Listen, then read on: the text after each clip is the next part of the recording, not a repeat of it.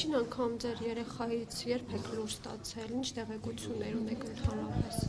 Ուրեմն ես գտնվելու վայրը անհայտ զինվորի ծնող եմ, որ ես 5 տարի անցնում ենք այս ցավի միջով ու ես մենակ չեմ, բազմաթիվ ենք։ Վերջին անգամ խոսել ենք հոկտեմբերի 7-ին 20 թվականին, եղել է ժամկետային զինծառայող,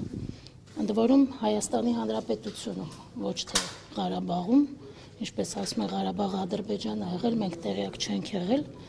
ու մեր երեխաներին հոկտեմբերի սկզբից տարել են ամենաթեժ կետերը, որտեղ չգիտեմ ինչ մարտեր են եղել ու մենք տեղյակ էլ չենք եղել։ Ոչ մի տղա իր ծնողին չի ասել, որ պատերազմի դաշտում է։ Մենք իմացել ենք իրենց զորամասերում ծառայություն են իրականացնում, մնում էր 3 ամիս, որպեսզի ավարտեր ծառայությունը ու վերադառնար, ու հոկտեմբերի 7-ի ցերեկը ժամը 1-ից 1:30 խոսել ենք, ամեն ինչ լավ է, մամ ջան, չմտածեք, մենք լավ ենք, կգանք։ Ու եղբորն է ասում գիշերը, որ իրենք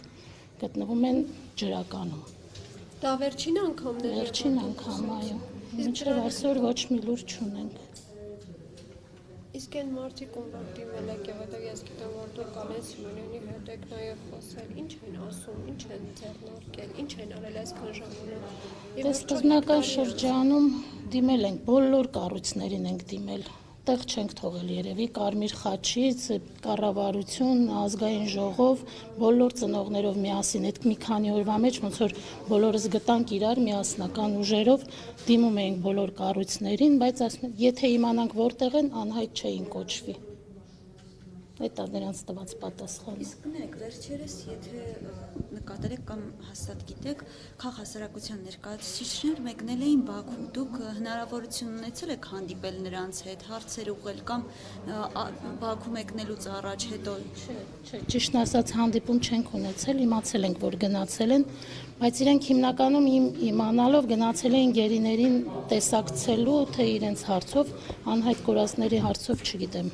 խոսել են, թե մենք էլ չենք հանդիպել, բայց ցանկություն կա հանդիպելու։ Իսկ տեղյակ եղել եք,